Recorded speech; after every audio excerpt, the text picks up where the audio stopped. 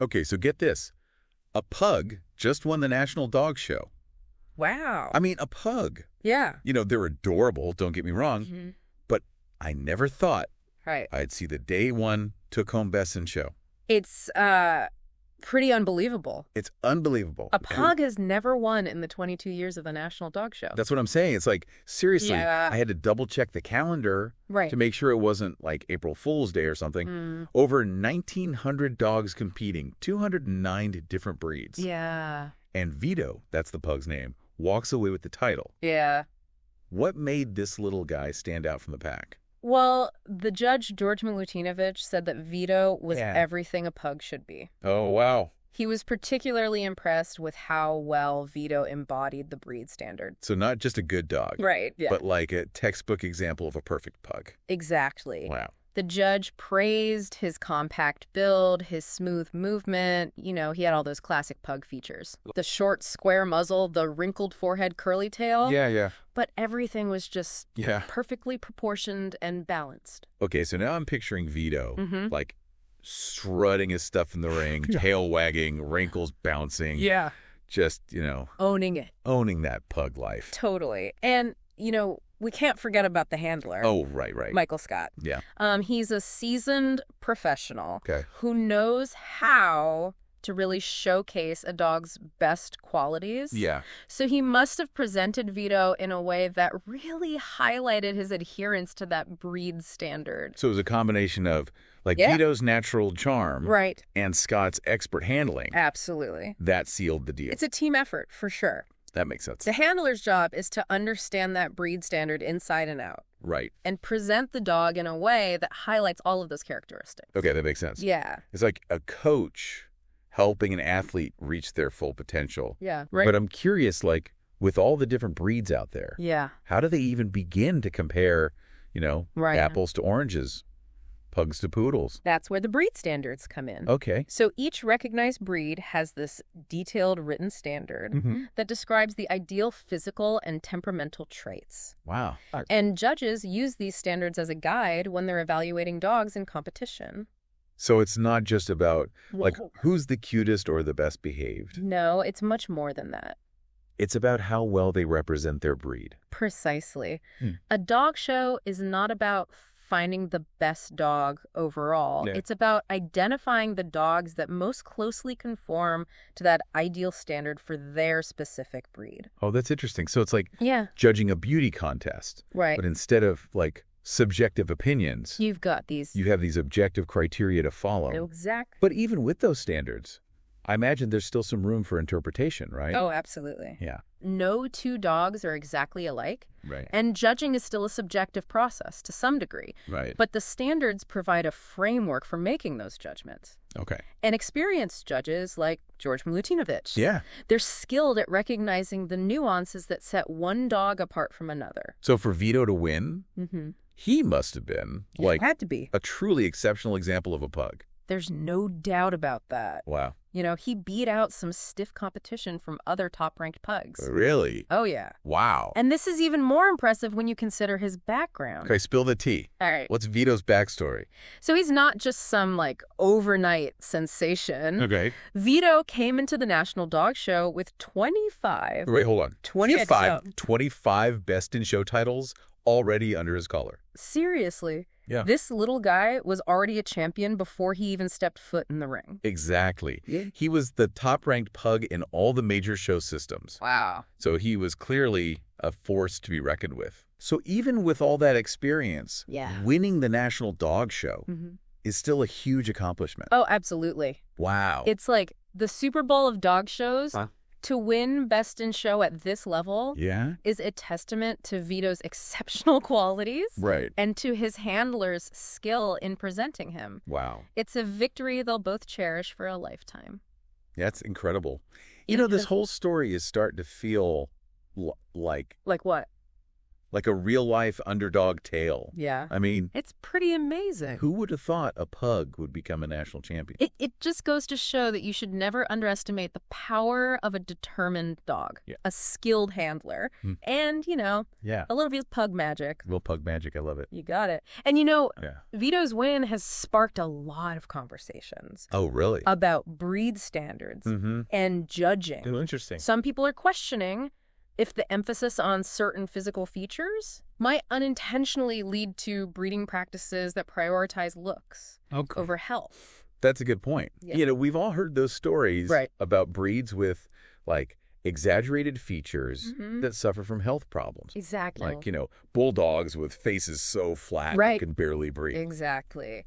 And while the pug's breed standard doesn't call for anything extreme, some people worry that Vito's win might encourage breeders to focus even more on achieving those perfect physical traits, potentially overlooking other important aspects like temperament and overall well-being. So it's like this double-edged sword. Yeah, I think that's a good way to put it. On the one hand, you have this amazing victory that celebrates the breed. Yeah. But on the other hand, there's a concern that it could inadvertently fuel practices that might not be in the best interest of the dogs. Yeah. It's a complex issue. There's no easy answer. Right. But it's definitely a conversation that needs to happen. For sure. The dog show world has a responsibility to promote responsible breeding practices that prioritize the health and welfare of all dogs. Totally agree. Yeah. At the end of the day, these are living, breathing creatures. Right.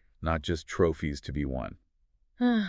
Well said. Thanks. And, speaking of the well-being of pugs, there's another aspect of Vito's win that I find really interesting. Oh, yeah. I'm all ears. Okay, so his victory really challenges some of the preconceived notions people have about pugs. You mean like the idea that they're just lazy couch potatoes who snort and snore all day? That's the one. Yeah. While pugs certainly enjoy their naps, they're also intelligent, playful dogs who can excel in various activities. So Vito's win is like a reminder that there's more to pugs than meets the eye. Absolutely. Yeah. They might not be the most athletic breed, but they're capable of so much more than just lounging around. Yeah. Vito's success in the show ring proves that with proper training and handling, pugs can shine just as brightly as any other breed. It's like they've been underestimated all this time, hiding their championship potential. Totally. Under those adorable wrinkles. Yeah. And perhaps Vito's win will inspire people to see pugs in a new light. They're not just cute faces. They're dogs with unique personalities, talents, and a lot of love to give. It's a reminder that we should never judge a book by its cover. Yeah. Or a pug by its wrinkles, I guess. Well said. Thanks. And speaking of judging, Vito's win has also sparked some interesting discussions about the judging process itself. Oh, how so? Well, some people argue that the current system, which focuses primarily on physical conformation to a breed standard, might be outdated. You mean like it's too focused on looks? Exactly. And not enough on other qualities? Yeah. Like temperament or intelligence? Exactly. There's a growing movement within the dog show world to incorporate more holistic judging criteria that take into account the overall well-being and functionality of the dog. That makes a lot of sense. Yeah.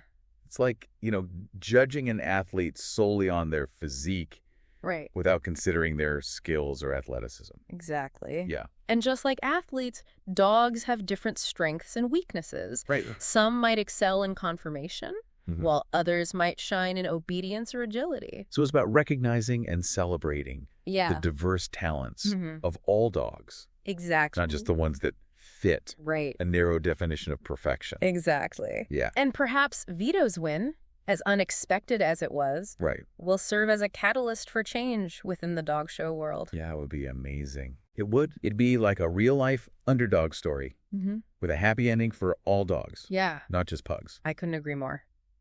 So for now, let's raise a toast to Vito. Cheers to Vito! The pug who defied the odds. Absolutely. And stole the show. He did. His victory is a reminder that sometimes the most unexpected champions can teach us the most valuable lessons. Beautifully said. Oh, thanks. And maybe, just maybe, Vito's story will inspire us all to look beyond the superficial and appreciate the true beauty and diversity of the canine world. I certainly hope so. Okay, so we've talked about Vito, his big win, all the implications for the dog show world. Right. But now I'm kind of curious about the pug breed itself. Yeah. You know, they seem to have this, timeless appeal. Right. Like they've always been around. You're right. They do have a certain enduring charm. Yeah. And their history is actually a lot older than many people realize. Okay, so how far back do we need to go to find the first pug? Not quite to the dinosaurs. Oh, okay. But pugs do predate many other dog breeds. Okay. The origins of the pug can be traced all the way back to ancient China. Wow. Around 400 BC. 400 BC. That's seriously old. It is. So were they like running around with emperors and dragons and stuff? Well, emperors, yes. Oh, wow. Pugs were highly prized by Chinese royalty. I see. They were considered symbols of good fortune. Oh, and were often kept as companions by emperors and nobles. So they were basically treated like royalty themselves. They pretty much were. Talk about living the good life. They certainly lived in the lap of luxury.